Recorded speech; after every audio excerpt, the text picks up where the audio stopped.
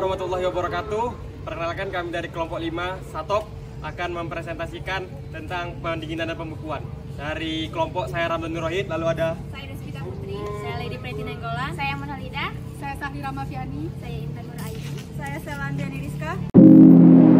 Nah, pada kali ini saya akan menerangkan tentang dari pengertian pada faktor pendinginan, pada proses pendinginan pada bahan pangan. Jadi, pengertian pendinginan adalah proses pengambilan panas dari suatu bahan sehingga suhunya akan menjadi lebih rendah dari sekelilingnya. Pendinginan umumnya merupakan suatu metode pengawetan yang ringan. Pengaruhnya kecil sekali terhadap mutu bahan pangan secara keseluruhan. Lalu bagaimana sih prinsip kerja pendinginan? Prinsip kerja dari proses pendinginan, panas dari bahan akan diserap atau diambil dan digantikan oleh udara yang memiliki tekanan yang lebih rendah dibandingkan tekanan di dalam sel. Sehingga panas di dalam bahan akan berkurang dan berubah menjadi dingin mengikuti suhu udara pendingin yang digunakan. Lalu faktor-faktor apa saja sih yang mempengaruhi pendinginan? Yang pertama itu ada jenis dan varietas produk, lalu ada suhu, kelembapan relatif, kualitas bahan dan perlakuan pendahuluan, dan jenis pengemas.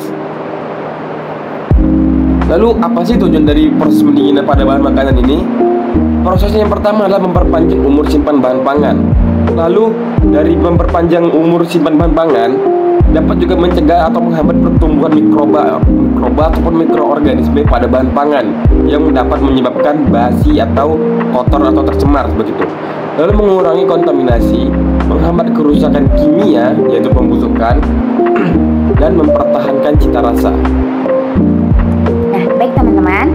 Nah, lanjut. Untuk suhu pendinginan beberapa buah-buahan dan sayuran. Nah, pada tabel di sini dapat kita lihat bahwa buah dan sayuran itu memiliki suhu optimum yang berbeda-beda.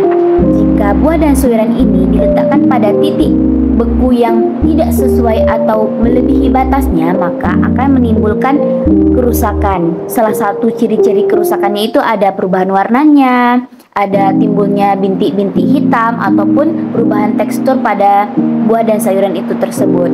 Nah, pada pendinginan ini juga tidak bisa menghilangkan mikroorganisme yang lainnya, sehingga disarankan sebelum melakukan pendinginan itu terlebih dahulu buah dan sayuran itu dibersihkan. Oke, lanjut.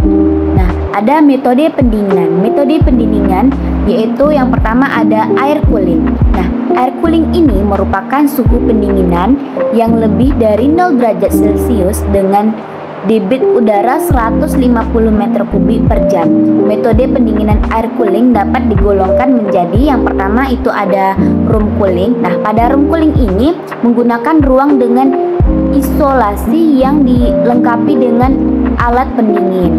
Nah, yang kedua itu ada air forecast cooling, di mana udara pendingin didorong dengan kipas. Nah, kelebihan dari air cooling itu yang pertama, metode ini cocok untuk produk yang sudah dikemas. Oke, selanjutnya itu ada hydrocooling. Nah, pada metode ini banyak digunakan untuk sayuran untuk mempertahankan tekstur dan kesegaran daun dan dapat digunakan sekaligus untuk membersihkan produk, di mana dapat dicampur dengan klorin sebagai disinfektan. Nah, seperti kita baca tadi itu kan bahwa pada hydrocooling ini memiliki kelebihan jika produknya itu lebih mudah atau bisa dibersihkan sekaligus. Oke, selanjutnya itu ada vacuum cooling. Nah, salah satu metode yang paling umum atau yang paling sering digunakan pada pendinginan ini yaitu adalah vacuum cooling. Salah satu yang dimana pada vacuum cooling ini tekanan udara di ruangan pendinginnya itu berkisar 4,6 mm Hg.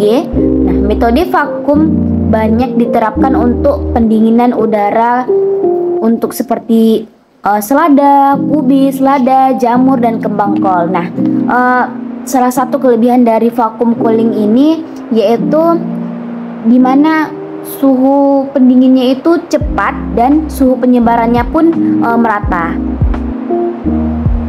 Baiklah teman-teman, kali ini saya bakal ngejelasin 3 teknik cara pendinginan. Nah, yang pertama itu ada pendinginan secara alami. Pendinginan secara alami merupakan teknik yang menggunakan air dingin, es, campuran air dan es, dan larutan garam. Pada umumnya, semakin tinggi konsentrasi larutan garam, maka akan semakin rendah titik bekunya. Seperti yang kita lihat pada gambar di samping ini, yaitu ada ikan yang dibekukan menggunakan es batu. Nah, itu merupakan salah satu cara teknik atau pendinginan secara alami. Lanjut, itu ada teknik pendinginan secara mekanis. Pendinginan mekanis menggunakan mesin-mesin yang mengatur terjadinya siklus pergantian fase uap dan fase cair dari suatu zat pendingin atau refrigeran. Nah, komponen sistem pendingin mekanis ini ada pertama yaitu evaporator. Nah, evaporator itu merupakan alat pertukaran panas. Yang kedua ada kompresor, yaitu alat untuk mengisap uap refrigeran dan mengopresinya sehingga tekanan uap meningkat naik sampai tekanan yang diperlukan. Nah, yang ketiga itu ada kondensor. Nah, kondensor itu alat untuk mendinginkan uap refrigeran dari kompresor agar dapat mengembun menjadi cairan. Nah, yang terakhir itu ada katup ekspansi. Nah, katup ekspansi itu merupakan alat untuk menurunkan tekanan dari cairan refrigeran sebelum masuk evaporator sehingga akan memudahkan refrigeran menguap di evaporator dan menyerap kalori atau panas dari media yang diinginkan. Nah, selanjutnya itu yang ketiga ada teknik pendinginan secara sistem kriogenik. Nah,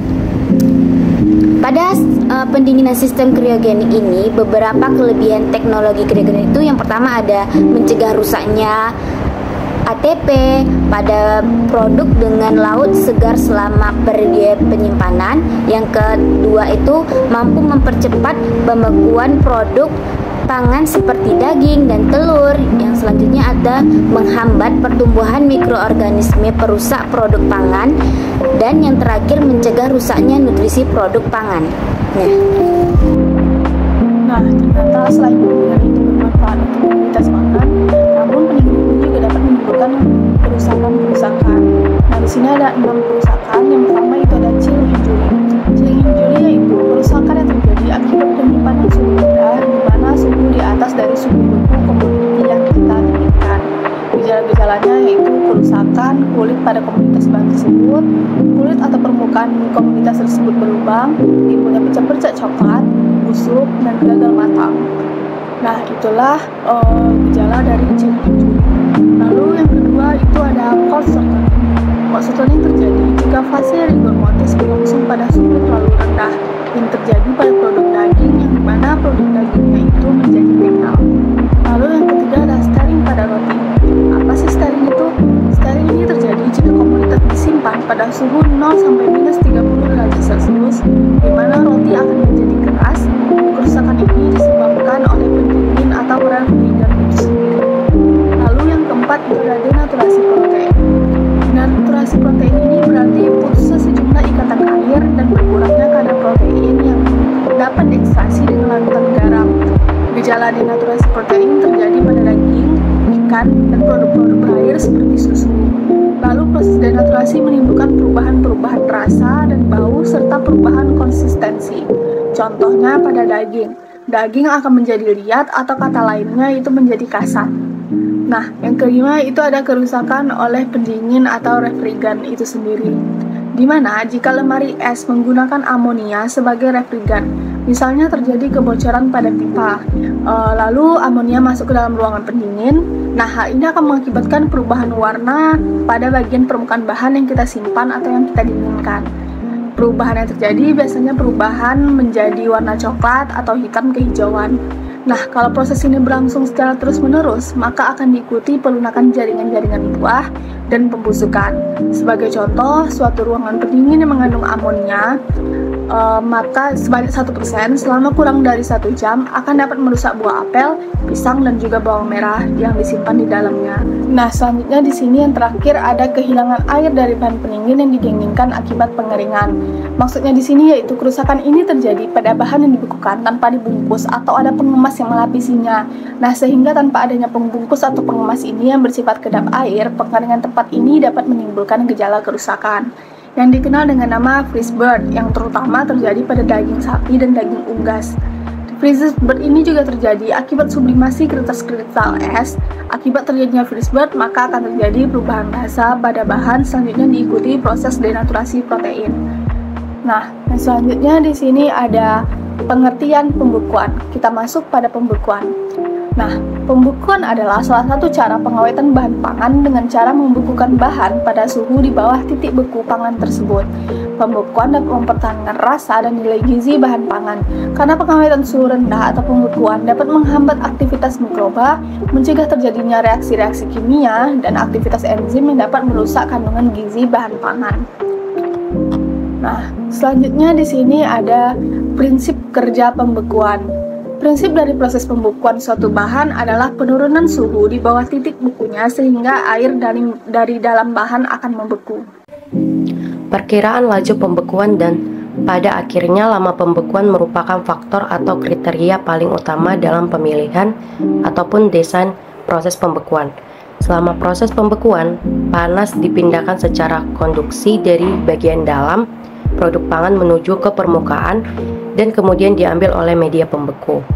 Lama pembekuan sangat tergantung pada berbagai faktor antara lain ukuran dan bentuk produk yang dibekukan, konduktivitas panas produk yang dibekukan, luas area produk yang dibekukan sebagai media pindah panas, koefisien pindah panas di permukaan produk yang dibekukan dan medium pembeku, dan jenis pengemas yang digunakan untuk mengemas produk yang dibekukan jika produk dibekukan dalam keadaan terkemas. Tujuan pembekuan yaitu mengawetkan makanan, memperlambat kerusakan makanan, menghambat pertumbuhan mikroba, dan menurunkan aktivitas enzim.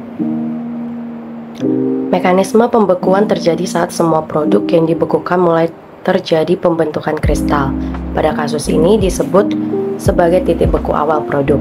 Selama proses pembekuan, profil penurunan suhu pada produk pangan selama pembekuan berbeda dengan profil penurunan suhu yang terjadi pada proses pembekuan air murni. Seperti terlihat pada tabel, produk pangan memiliki titik beku yang lebih rendah dari titik beku air, yaitu 0 derajat Celcius. Pada sayur-sayuran memiliki titik beku mencapai minus 2,8 derajat Celcius. Pada buah-buahan memiliki titik beku mencapai min 2,7 derajat Celcius. Pada daging memiliki titik beku mencapai min 2,2 derajat Celcius. Pada ikan memiliki titik beku mencapai min 2 derajat Celcius, dan pada telur memiliki titik beku mencapai min 0,5 derajat Celcius. Pada gambar terdapat kurva perbandingan pembekuan air murni dengan produk pangan di mana TF adalah waktu pembekuan, TFW adalah titik beku air murni, TFF titik beku produk pangan, dan TM suhu medium pembekuan. Garis berwarna biru pada kurva untuk menunjukkan pembekuan air dan garis berwarna merah untuk produk pangan. Proses pembekuan produk dimulai dengan terjadinya supercooling yang untuk beberapa proses pembekuan produk pangan bisa terjadi sampai sekitar 10 derajat Celcius di bawah titik beku. Setelah terjadi supercooling, proses pembekuan air menjadi es terus terjadi pada titik bekunya. Namun demikian, selama proses pembekuan itu, sebagaimana diilustrasikan garis CD yang menurun pada gambar, terjadi penurunan titik beku produk yang disebabkan karena adanya peningkatan konsentrasi padatan pada fraksi produk yang belum beku. Proses ini terus berlangsung sampai sebagian besar air pada produk pangan telah berubah menjadi es. Proses ini akan berhenti ketika padatan menjadi super jenuh dan mulai mengkristal. Panas laten kristalisasi dilepas dan suhu mulai meningkat, yaitu pada garis DE mencapai suhu eutetik dari padatan tersebut. Pada saat ini garis EF mengalami proses kristalisasi air dan padatan terus berlanjut. Total waktu yang diperlukan untuk bergerak dari garis C ke F ditentukan oleh seberapa cepat laju pengambilan panas. Selanjutnya, garis F, G atau suhu produk terus menurun mendekati suhu pembeku. Proporsi air yang tetap dalam keadaan air pada suhu yang sering digunakan di industri pembekuan tergantung dari tipe, yaitu komposisi produk pangan dan suhu penyimpanan beku.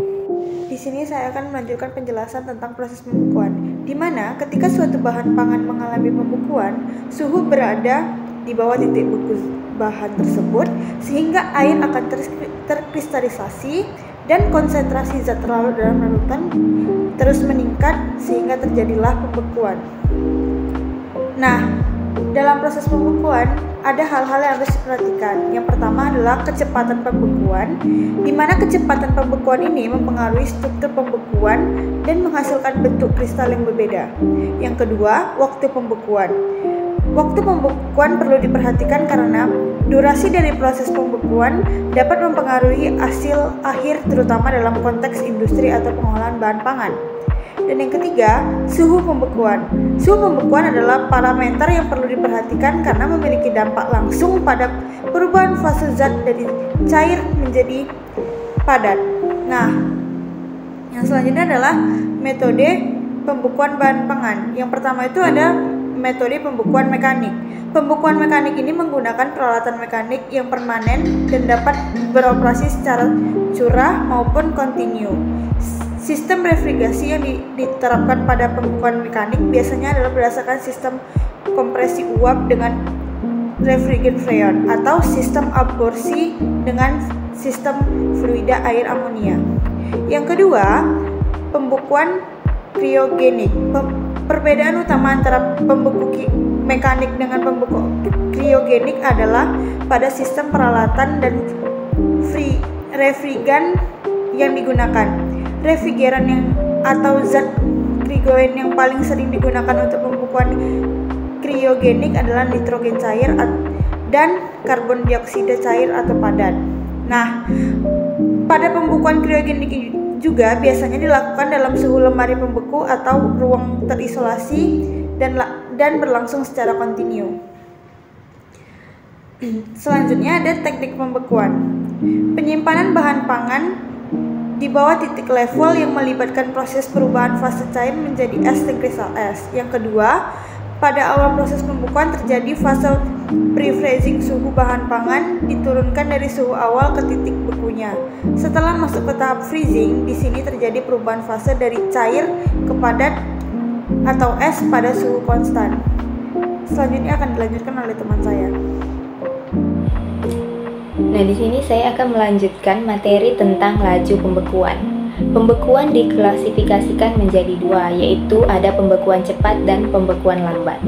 Nah, pembekuan cepat tingkat yang diterapkan yaitu 0,5 Celcius per menit dan menggunakan media dengan suhu rendah, yaitu sekitar minus 90 derajat sampai minus 80 derajat Celcius, dan menghasilkan jumlah kristal es yang banyak tetapi dengan ukuran lebih kecil. Semakin cepat laju pembekuan, maka semakin kecil ukuran kristal dan tidak merusak sel dan tekstur produk. Nah, kemudian ada beberapa teknik pembekuan cepat. Teknik yang pertama ada teknik air blast.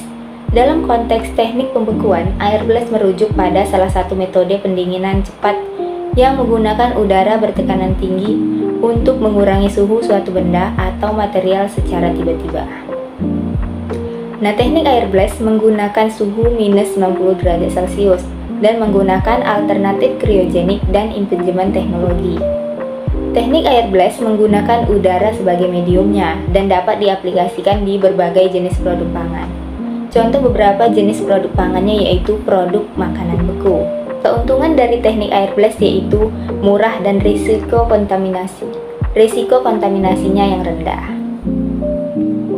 Kemudian ada teknik pembekuan cepat selanjutnya yaitu kriogenik.